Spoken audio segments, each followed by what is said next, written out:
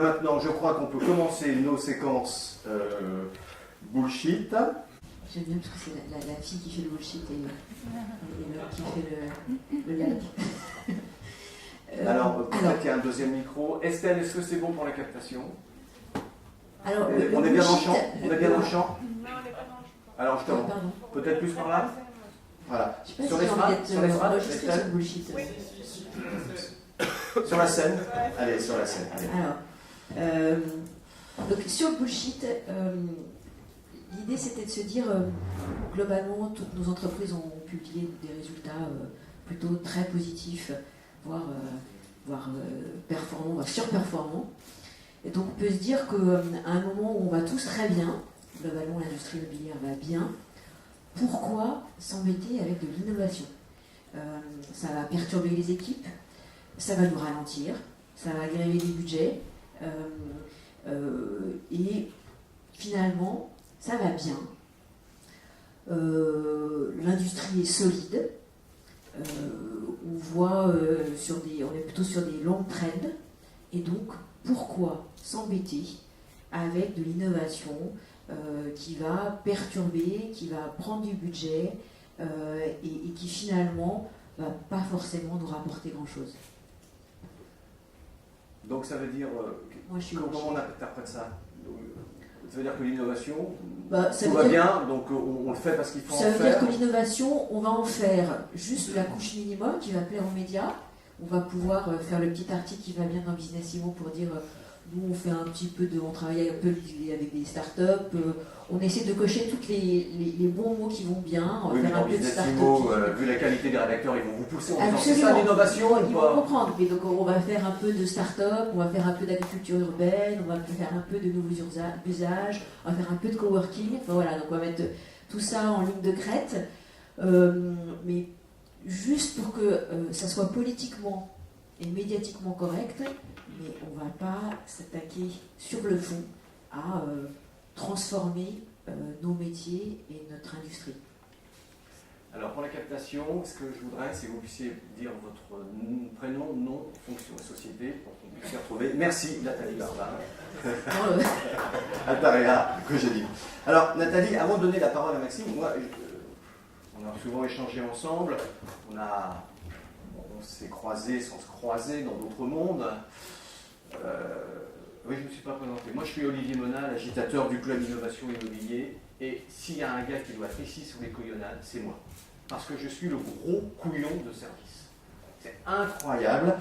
Il y a 30 ans, j'ai cru, par exemple, que la communication, tu sais Nathalie, c'était un support de sincérité avec un lien social. J'ai cru. J'ai vraiment pensé que c'était énorme la communication. J'avais oublié que dans communiquer, il y avait surtout le mot niquer. J'avais oublié ça. Oui. Avec, oui. Après, et tu le sais bien, j'ai pensé que la politique était nécessaire pour l'action de la cité et la gestion de la cité. Puis je me suis aperçu que c'était surtout ceux qui avaient le moins d'idées qui parlaient le plus fort et qui remerciaient les médias d'amplifier la chose. Tu penses pour hier soir? Non, voilà. Après, j'ai voulu suivre, ma chère Nathalie, comment te dire, les routes de la prospective, tu sais, les routes de l'avenir. J'ai donc été en Corse, j'étais au fin fond de la terre, en Bretagne. Ah, c'était beau. Ah là là. J'ai rencontré des beaux bonimenteurs extraordinaires. Ça, tu sais, ceux qui expliquent le futur, et ça leur permet surtout de commenter le présent. Tu sais, les gens qui disent « je vais vous raconter le futur ». En fait, ils vous interprètent le présent. Ça sert à rien, achetez pas des livres. Venez au Club Innovation Immobilier, on va vous pitcher les livres, vous allez gagner du temps. Alors, après, il y a eu l'innovation. Tu sais, tu m'as dit, allez, vas-y, on se fait dans l'innovation, enfin, on fait tant de trucs, vas-y, fais de l'innovation. Moi, j'y crois, dur comme fer, l'innovation, c'est vrai. C'est normal, je suis en couillon. L'innovation, j'adore ça. Je sens l'innovation comme une pulsion de progrès. Mais ce que je voudrais ce matin, c'est que vous puissiez tous me rassurer comme quoi, en écoutant les uns et les autres, pas ici, mais ailleurs, ceux qui parlent, j'ai l'impression qu'ils sont surtout zinzin. Tu vois? Donc je voudrais que vous puissiez tous me rassurer et me dire qu'il n'y a pas de baratineur chez nous au niveau de l'innovation. Merci Nathalie. Merci beaucoup. Il faut que je commente? Si tu peux, si tu veux. Enfin, ce que ça m'évoque dans ce que tu dis, c'est que effectivement il y a plein de tentatives où on essaie de trouver des choses. Moi je pense qu'il n'y a jamais d'erreurs dès lors qu'on cherche. Et donc peut-être on peut chercher en communication, on peut chercher en innovation, on peut chercher en prospective. Je pense qu'on a une responsabilité commune à chercher. Je ne sais pas, c'était De Gaulle qui disait quand il visitait le CNRS où il disait voilà, Monsieur le Président, il y a des chercheurs et il disait mais combien de trouveurs. Moi je pense qu'il y a une vertu à chercher et donc dans tout ce que tu as cité, je pense être partie de gens qui cherchent. Voilà. Merci Nathalie. Maxime, avant que tu commences, j'ai oublié un truc. Il y a un concours bullshit. Enfin, il faut qu'on fasse un bingo. Est-ce qu'on peut distribuer les feuilles Alors, vous allez faire un bingo. Tout le monde sait ce que c'est qu'un bingo? Un bingo, c'est simple quand même. C'est quand il y a une boule qui tourne et il y a le 4 qui sort. Si vous avez le 4, vous cochez. Donc là, ce que je vais vous demander, c'est d'inscrire 10 noms ou 10 expressions que les intervenants vont prononcer, pour savoir s'ils prononcent tous la même chose. Et le premier qui a une grille remplie, il va gagner un magnifique buzzer bullshit. Un magnifique buzzer bullshit. Alors celui-là, il n'y a plus beaucoup de pile parce que c'est le mien, mais voilà. Et vraiment, ceux qui ont vraiment tout gagné, ils gagneront un magnifique like. Voilà. Ouais, c'est motivant. Alors, est-ce qu'on peut mettre la slide suivante, le temps qu'on distribue? Je vais vous expliquer. Donc on va vous distribuer, voilà, une grille, et là vous allez marquer, vous allez sur la grille, vous allez marquer vos 10 mots qui sont censés être repris par tous les intervenants. Je vous donne des exemples. Fab Lab, Lab, Living Lab, Startup, Incubateur, Digital, Numérique, Blockchain, BIM, Technologie, MOOC, Big Data, French Tech, Robot, Intelligence Artificielle, Coworking, Design Thinking, Open Data, etc. Les seuls mots qu'on ne va pas retenir sont innovation, seul ou associé, ça ne va pas compter, et immobilier, seul ou associé, ça ne va pas compter non plus. Et le premier, alors vous remplissez vos grilles, et le premier, tu veux gagner? Tiens, déjà tu as gagné, tu as déjà gagné. Ouais. Et le premier qui remplit, il lève la main et ensuite j'ai tout. Et vous gagnez un magnifique buzzer bullshit offert par le Club Innovation Immobilier. Allez, ça doit prendre 3 minutes. Allez, je suis sûr qu'ils vont parler de coworking. Allez-y, mettez coworking. Et on va parler de data, j'en suis sûr. Allez, mettez de la data. Voilà. Je vois Vincent Violin de Viva Techno qui est perplexe là. Dubitatif. Allez. Stylo? Eh bien, comment je travaille, moi?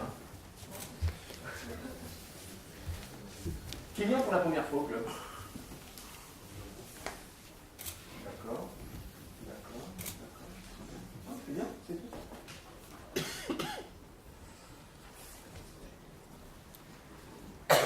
Moi, je pense qu'il y aura la data, l'open data, le numérique, ça, on va vous l'accorder, réalité virtuelle, machin. Mais bon, c'est peut-être des croissants, voilà, je mange mon croissant, il y a le tomate. C'est bon? Allez, vous avez rempli? Maxime, c'est à toi. Go. Moi, je vais essayer de répondre à Nathalie. Donc, Maxime Langfi, moi, je suis directeur de l'innovation pour Altaria Cogedim. Et je souhaitais un petit peu reformuler ce qui a été dit tout de suite. Première chose, en effet, on publie des très très bons résultats. Donc, qu'est-ce que ça veut dire? Ça veut dire qu'on est riche. Ça veut dire qu'on a du budget. Et donc, si on a du budget, est-ce que ça veut dire qu'on peut éventuellement expérimenter des choses sans mettre à mal les grands équilibres économiques de l'entreprise? Ça, c'est le premier point. Un deuxième point, est-ce qu'on peut aussi expérimenter des choses sans le faire dans le stress et la précipitation? Parce qu'en général, quand on est stressé, quand on est inquiet, on a peur, et quand on a peur, on fait des bêtises. Le deuxième aspect, c'est de se dire qu'on a du temps. Et ça tombe bien parce que l'innovation dans une entreprise, ça prend du temps. Sinon, on va courir après des quick wins. Donc, on peut très bien isoler une équipe qui va nous fabriquer des quick wins, pour la com, pour tout ça. Mais impulser et transformer une entreprise et développer sa culture d'innovation, ça prend du temps. Et donc, la prévision de cash flow qu'on a devant nous laisse justement ce temps-là. Troisième point, on a un secteur qui, globalement, est quand même, par rapport à d'autres secteurs, un peu en retard. Donc, c'est-à-dire qu'on a tout un tas de benchmarks à notre disposition de d'autres secteurs. Qui a marqué benchmark? Là, c'est mon cours en benchmark. Non, mais c'est trop tard, Gaël, c'est fini. On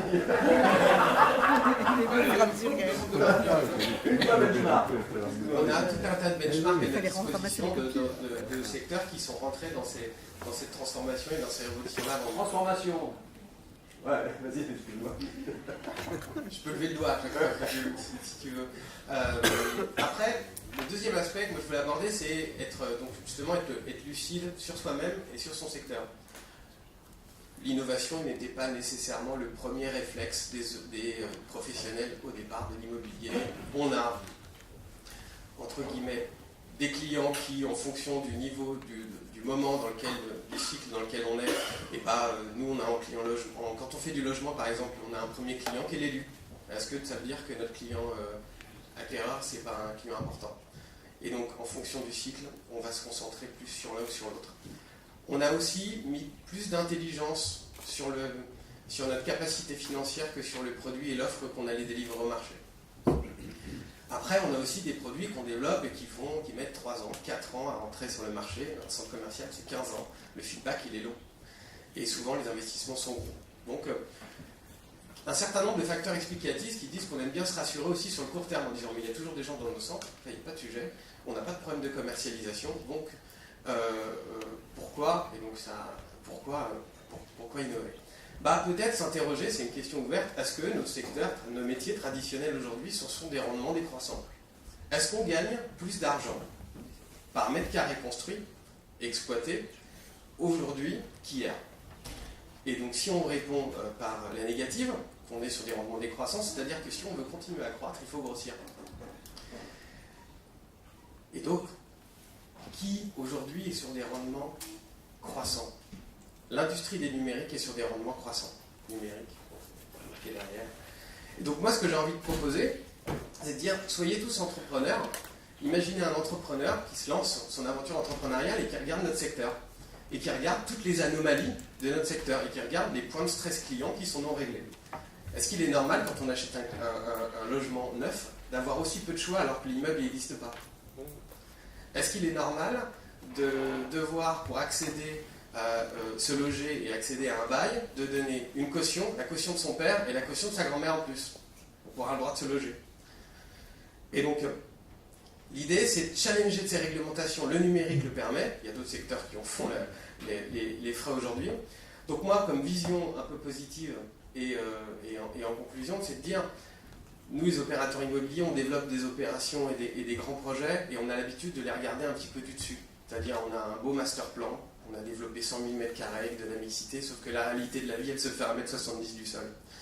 Et donc, travailler comme un entrepreneur, c'est aussi de dire, à un moment où on parlait de rendement décroissant, c'est de dire on a beaucoup couru et là on se retrouve en face d'un fleuve. Et donc la rive d'en face, on la voit pas très très bien et il faut quand même aller nager. Et en plus, c'est compliqué parce que l'eau elle est froide. Donc moi, je préfère rester sur ma rive. Donc moi, ce que j'ai envie de dire, c'est que nous, on crée des espaces, j'ai un terrain que j'ai dit, qui concentrent et qui permettent à des gens de se rencontrer pour vivre des interactions physiques. Et donc pour moi, capitaliser sur l'accès à ces moments, la qualité de ces moments et l'intensité de ces moments, pour moi, c'est un bon placement. Et avec un peu de chance, si on sait nager, le reste suivra. Merci.